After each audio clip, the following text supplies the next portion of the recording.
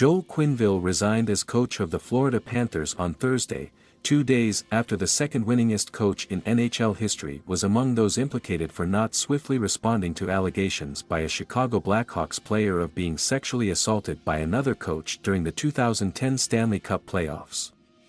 The announcement was made shortly after Quenneville met with NHL Commissioner Gary Bettman in New York to discuss his role in the Blackhawks' response to claims from Kyle Beach that he was sexually assaulted by then Blackhawks assistant Brad Aldrich. "I admire Kyle Beach for his courage in coming forward, am appalled that he was so poorly supported upon making his initial claim and in the 11 years since, and am sorry for all he has endured," Bettman said. Andrew Brunette, an assistant coach under Quenneville in Florida, was hired as the team's interim coach, and is expected to make his debut when the unbeaten Panthers play at Detroit on Friday night.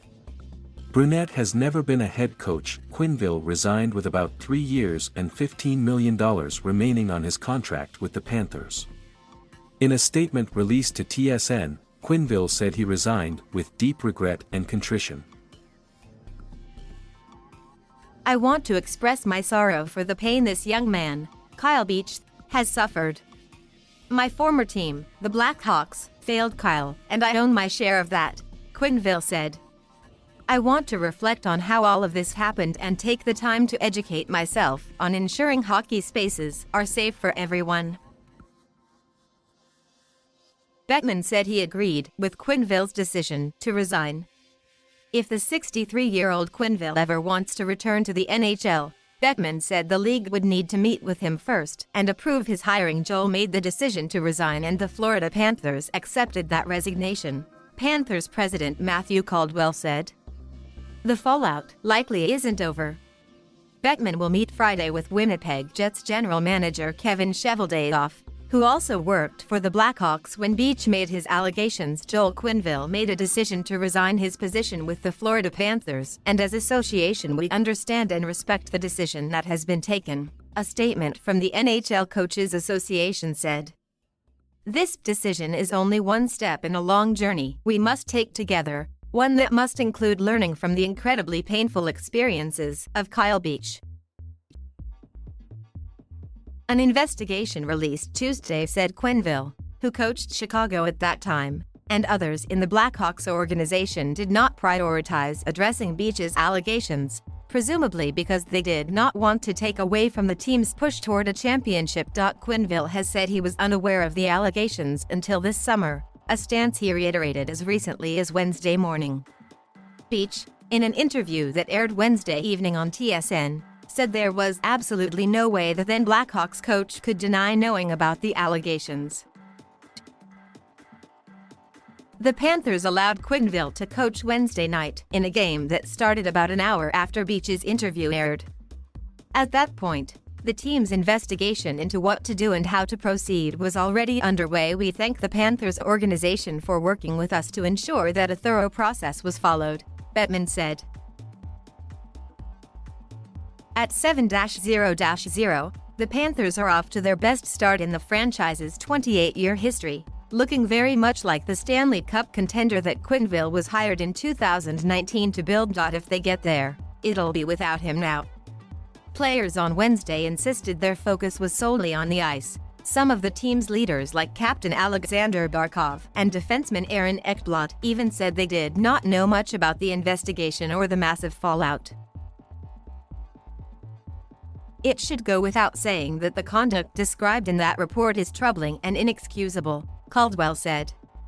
"It stands in direct contrast to our values as an organization and what the Florida Panthers stand for. No one should ever have to endure what Kyle Beach experienced during, and long after, his time in Chicago. Quite simply, he was failed," Caldwell added. "We praise his bravery and courage in coming forward." Quenneville is the second-winningest coach in NHL history, his 969 victories trailing only the 1244 amassed by Scotty Bowman, the father of now former Blackhawks general manager Stan Bowman, who resigned Tuesday when the investigation's findings were released. The investigation determined that Quenneville was among those attending a May 23, 2010 meeting regarding Beach's claims. That was the day Chicago won the Western Conference title and moved into the Stanley Cup final. Chicago won the Cup that season, the first of 3 titles the Blackhawks won under Quenneville. Stan Bowman has quoted Joel Quenneville saying, and this is not a quote, this is my words, saying that the playoffs, the Stanley Cup playoffs, and trying to win a Stanley Cup was more important than sexual assault, Beach told TSN.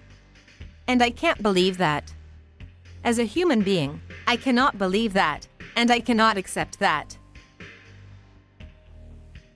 Buffalo Sabres coach John Granato, who considered Quenneville a mentor, said Thursday night that my only thoughts are for Kyle. I really can't think past that. Florida plays at Detroit on Friday, looking to become the 5th franchise and 7th team in NHL history to begin a season with 8 consecutive victories. The others that have done it, the 1934-35 and 1993-94 Toronto Maple Leafs, the 1975-76 and 2006-07 Buffalo Sabres, the 2005-06 Nashville Predators, and the 2015-16 Montreal Canadiens.